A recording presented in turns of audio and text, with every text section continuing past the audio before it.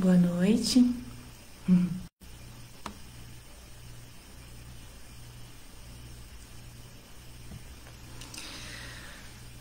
Hoje vamos conversar um pouquinho sobre o Evangelho de Jesus. Hoje nós vamos conversar sobre o capítulo 26 do Evangelho. Peço desculpa por minha demora, mas eu fiquei um pouco perdida com o sistema, mas consegui. Então vamos serenando nossos corações, conectando com a espiritualidade maior. A gente coloca uma aguinha do lado para que a espiritualidade possa colocar um remedinho quando necessitamos, fluidificar a água para nossa família. Vamos pedir aos benfeitores que estejam conosco nessa noite de estudo, para que possamos, mais uma vez, entender um pouquinho mais sobre esse Evangelho de Jesus, sobre esse exemplo vivo que ele veio nos dar, para que possamos agregar cada vez mais no nosso cotidiano, né? Então vamos começar.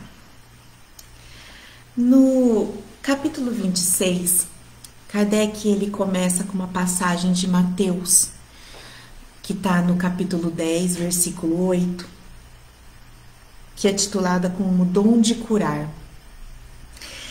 E é legal a gente pensar sobre como que essa passagem foi dada. Então, primeiro vamos imaginar o que estava acontecendo, né? Então, Jesus, naquela época, reuniu os 12 discípulos. Ele reuniu, e nessa reunião foi conhecida como a missão dos 12. Então, Jesus, nessa reunião, ele vai passar como que os discípulos vão se comportar diante das multidões, né? E ele vai dar autoridade para o discípulo, uma autoridade para que o discípulo possa curar os impuros, que nada mais são aqueles sem esclarecimento. Então, Jesus vira para os discípulos e fala: curai os enfermos, ressuscitai os mortos, limpai os leprosos, expeli os demônios, dai de graça o que de graça recebestes. Então Jesus, ele coloca os enfermos, os mortos, os leprosos, os demônios, que são todas essas chagas que nós trazemos dentro de nós, todas essas doenças que trazemos dentro de nós. E ele pede que os discípulos, então, limpe, purifique, erga, ressuscite. Então, essa missão, a gente tem que enxergar ela sobre dois aspectos. Primeiramente, quando se é um discípulo, quando se tornou um discípulo de Cristo, significa que não é mais aquele que só ouve, mas aquele que ouve, entende, compreende e vive o Evangelho do Cristo. Então, essa é uma missão. Essa é a primeira etapa da missão. É você se tornar um discípulo. O que devemos fazer para nos tornarmos discípulos de Jesus? Essa é a primeira visão que a gente tem que ter. E com isso, consertar tudo isso de dentro de nós. Todos esses ensinamentos que Jesus fala para os discípulos fazerem com a multidão, é para eles mesmos fazerem antes com eles. E depois, a segunda parte da missão é quando a gente já está preparado, quando nós nos tornamos discípulos de Cristo, nós podemos auxiliar o nosso próximo, né?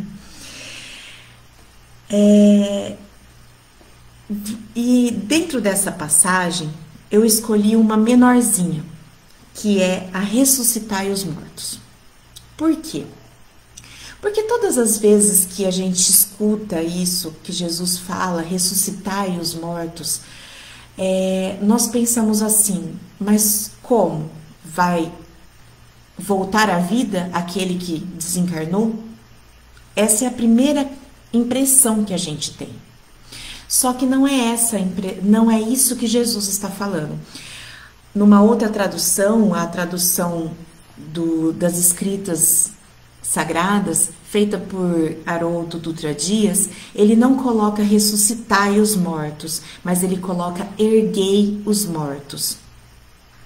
Para a gente ter uma noção de realmente o que significa essas duas palavrinhas. Então, vamos pensar o seguinte. Vamos usar uma simbologia. O Mar Morto é um mar da região lá de Israel. Juntamente com o Mar da Galileia, os dois recebem suas águas do Rio Jordão. Só que eles têm uma diferença. O Mar Morto é praticamente impossível de se ter vida pela quantidade de sal que existe nessa água. Já o Mar da Galileia, não.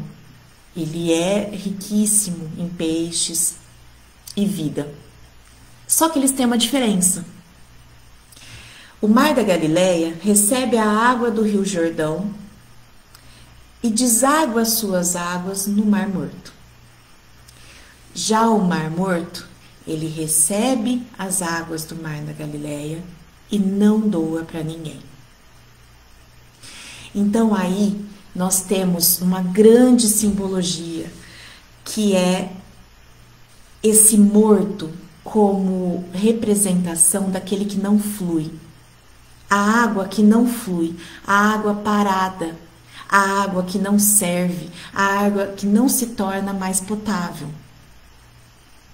Por quê? Porque recebe, mas não doa. E tudo aquilo que quando nós só recebemos e não sabemos passar, só seguramos pra gente, nós nos tornamos mortos. Nós nos tornamos sem utilidade para o Evangelho do Cristo. E é nesse princípio, nesse começo que nós devemos iniciar o pensamento sobre o que é esse morto. O que é essa morte? Emmanuel, no livro Caminho, Verdade e Vida, no capítulo 108, chamado Reencarnação, ele vem falar que o verdadeiro cristão, aquele que realmente segue Cristo, aquele que está disposto, aquele que já é um discípulo de Cristo, ele sabe que o único gênero de morte que existe é a nossa culpa, é a nossa consciência culpada pelo desvio da lei divina. E o que é isso? É quando nós temos consciência do que são as leis divinas e nós não estamos fazendo. Nós não estamos trabalhando na obra do Senhor. Essa é a verdadeira morte. Então quer dizer que não existe ressuscitar os mortos? Nós vamos ouvir diversas passagens assim, como a de Lázaro, quando Jesus ressuscitou Lázaro, como nós temos também no Evangelho de Lucas, a passagem do filho da viúva de Naim, que também Jesus ressuscitou. E o que isso quer dizer? Nada mais é que, na verdade, eles ainda tinham ligação com o corpo. Eles não tinham feito totalmente o desligamento do seu corpo. Então, eles não tinham desencarnado. Porque quando você fala levantai, você não está falando para um cadáver. Porque isso é contrário à lei divina. Quando você encerra essa ligação com o nosso corpo espiritual, ela não volta. Você não consegue voltar. Então, o espírito Bezerra de Menezes, através da médium Ivone, ele fala que no caso de Lázaro, ele tinha uma catalepsia. Então, o que acontece? Aparentava que estava morto. Então, muitas dessas passagens que Jesus ressuscita esse morto, à primeira impressão, você tem que eles tinham uma doença e não realmente morto. Mas o que quer dizer por trás dessa morte? O que tem a fundo? E é isso que nós precisamos nos atentar. É o que significa essa morte desse corpo. Essa morte dessa alma. Na verdade, são pontos obscuros que existem dentro da nossa alma. E onde estão esses mortos? Somos nós. Somos todos nós encarnados. E até quando desencarnamos. Porque nada mais é do que essa consciência que nós temos dessa culpa de transgressão da lei divina. Existe um livro psicografado por Chico Xavier que chama Passos da Vida, onde a Espírito Sheila ela vem explicar um pouquinho sobre o que são esses pontos mortos. E quando eu li, a gente tem muito. A verdade é que nós temos muitos pontos mortos dentro de nós e nós não percebemos. E o pior, o quanto eles são pesados. O quanto eles nos pesam na nossa vida. Então ela começa assim: se a presença de alguém te constrange a sofrer penosa impressão de mágoa, recorda, nas vibrações desequilibradas, a te impelirem para a inquietude, jaz um ponto morto de sentimento. Ou seja, toda vez que carregamos uma mágoa, nós estamos trazendo um ponto morto dentro de nós. E o que tem que fazer?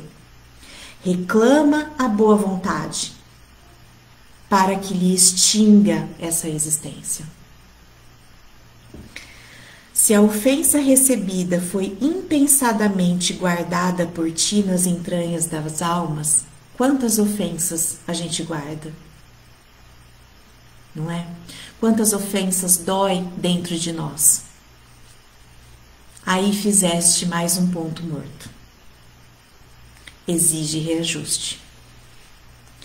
Se a aversão te vence a tranquilidade ante a voz de um companheiro que te apresenta menos simpático, tem mais um ponto morto.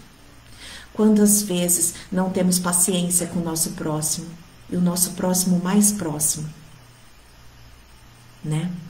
Quantas vezes os nossos familiares, pais, filhos ou alguém do nosso trabalho reclama um pouco mais de paciência da nossa parte e nós não conseguimos. E isso, o que é pior, nós não conseguimos dar essa paciência, ter essa paciência com o outro e ainda por cima nos irritamos. Aí temos mais um ponto morto dentro de nós.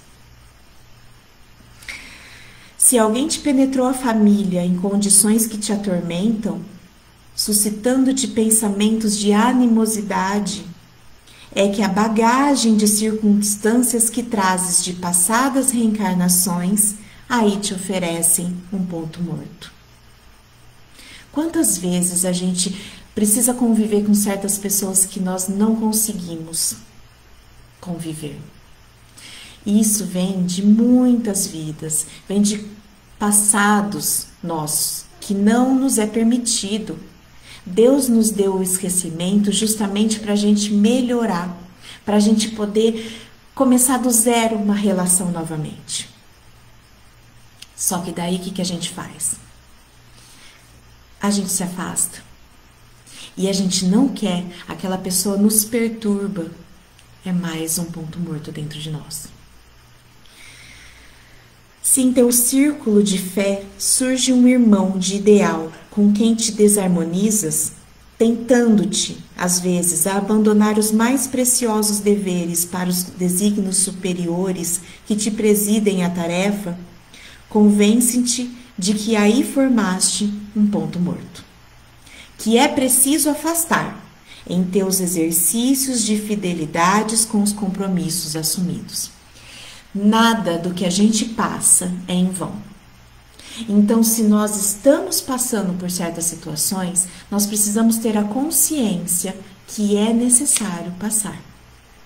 E precisamos, além disso, ter a paciência com nós mesmos,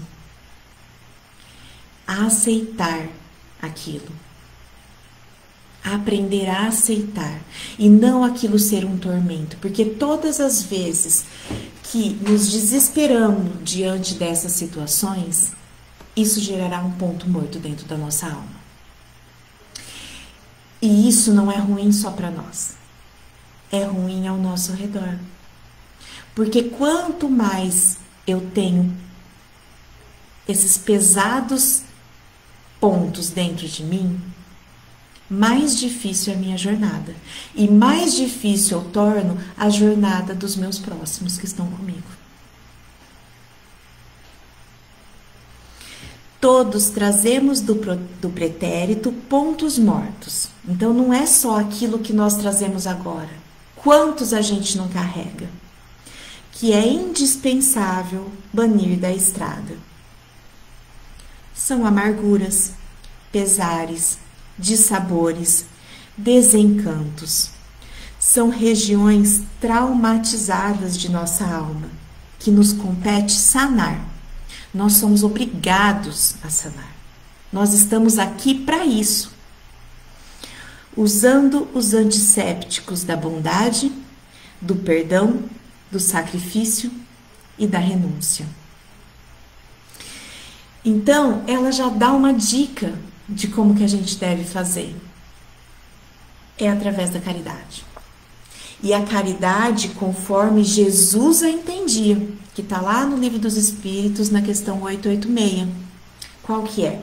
Benevolência para com todos, indulgência às imperfeições alheias e perdão das ofensas.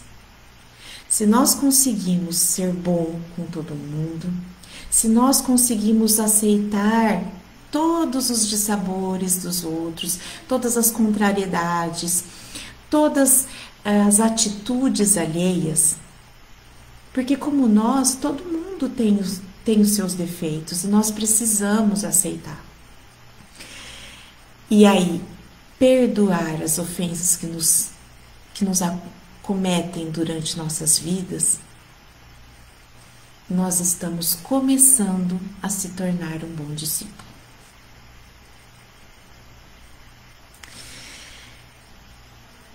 Isso é ser um bom discípulo.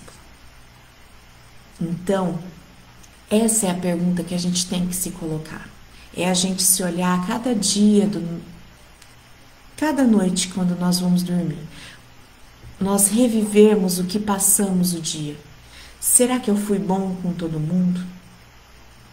Ou será que eu deixei a desejar? Será que eu consegui exercer a minha paciência quando necessitavam? Será que eu consegui exercer um ouvido bom, um ouvido amigo quando necessitavam? Será que eu auxiliei tudo o que eu podia? Será que eu aceitei como as pessoas são, as atitudes alheias? E será que eu consigo perdoar tudo o que me fazem e tudo o que eu faço comigo mesmo? Porque esse perdão das ofensas não é só as ofensas que os outros nos fazem, mas aquilo que nós carregamos de culpa dentro de nós. Como eu disse lá no início, essa culpa dessa transgressão da lei divina nos causa uma mortalidade, nos causa um peso dentro de nós, que é tão difícil para carregarmos. Então, essas questões nós temos que nos analisar, nós temos que diariamente nos perguntar sobre isso. E essa pandemia, ela vem para que a gente possa olhar para dentro de nós. É o nosso deserto. É o deserto que necessitamos para se conhecer. Porque se nós não nos conhecermos, nós não vamos conseguir ver onde devemos mudar. para a gente chegar na primeira parte da missão ainda, que é dessa autocorreção, para que depois nós consigamos auxiliar o próximo. Porque quem está doente não consegue auxiliar o próximo. Quem está perturbado não consegue auxiliar o próximo. Então, essa missão, essa limpeza das nossas chagas deve ser feita primeiramente dentro de nós, para que depois a gente consiga auxiliar os nossos próximos. O Emmanuel, no livro Vinha de Luz, no capítulo 122, ele termina exatamente assim: nos retiremos das regiões escuras da morte na prática do mal. Porque a gente não pode ter a ilusão que o simples fato de não fazer o bem, o simples fato de você guardar essas mortes dentro de si, é só não fazer o bem. Pelo contrário, você está fazendo mal. Nós estamos fazendo mal conosco e com o nosso próximo. Porque é tão difícil. Imagina nós perturbados. Então, eu não consigo perdoar, estou com uma angústia tremenda, não consigo aceitar as pessoas ao meu redor. Eu vou transmitir o que ao meu próximo? O que eu estou transmitindo para ele?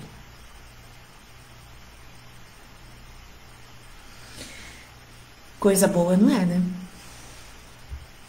Então, nos retiremos das regiões escuras da morte na prática do mal, para que nos tornemos dignos da vida eterna. A vida eterna, esse é o dom gratuito de Deus. Deus nos deu a vida eterna. Deus tem a paciência de saber esperar o tempo de cada um. Então, por que nós não temos a paciência com o próximo? Né? E nós temos que pensar nessa gratuidade de Deus, né? Essa dádiva de Deus. Quando Deus deu Jesus para a humanidade, não foi porque a humanidade precisava, não foi porque a humanidade merecia, mas foi porque a humanidade necessitava de Jesus. Então, Deus nos dá os dons porque necessitamos. Só que a partir do momento que Ele vem e fica comigo, eu guardo e não passo adiante, eu me torno um mar morto. Então, eu tenho que saber doar. E eu só vou conseguir doar aquilo de bom que existe dentro de mim quando eu consigo me limpar, quando eu consigo me conhecer, quando eu consigo conhecer realmente como eu sou de verdade. Porque a personalidade que nós criamos, a personalidade que construímos durante a nossa encarnação, ela é muito forte. Ela é tão forte, ela é uma capa tão forte que às vezes nem a gente consegue despila. E essa imagem que fazemos, eu hoje, Juliana, sou uma personalidade. A personalidade que eu criei. Mas o meu desejo central, aquilo tudo que eu carrego dentro de mim, eu tenho que conhecer. Deus conhece, mas e eu? Eu conheço? Eu sei todas as chagas que tem dentro do meu corpo? Será que eu sei todos os pesares que eu trago? Será que eu consigo identificar todas?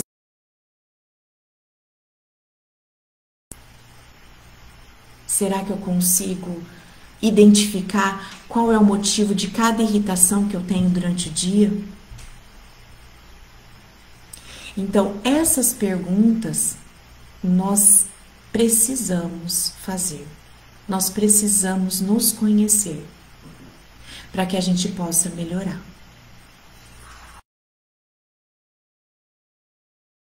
No capítulo 5, no versículo 14, ele fala: desperta tu que dorme, levanta-te dentre os mortos, e o Cristo te iluminará. Então, quando nós decidimos nos levantar, quando decidimos acordar, quando decidimos mudar, ajudar que acendamos a nossa luz.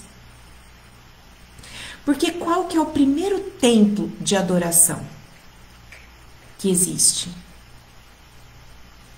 É o nosso eu. É aqui dentro. Nossa consciência, o nosso coração, o nosso sentimento. Quando aprendemos a colocar nesse altar interno Deus, Jesus, nosso Mestre, e decidimos que eles sim vão nos guiar, nós conseguiremos fazer realmente a caridade, com a benevolência, com a indulgência e o perdão das ofensas. Só que enquanto eu não estou conseguindo fazer isso, é porque eu não coloquei Jesus, eu não coloquei Deus nesse altar interno. Quem que está nele então? Sou eu. O maior erro da humanidade é ter tirado Deus e ter colocado o próprio homem nesse altar. É o chamado egoísmo.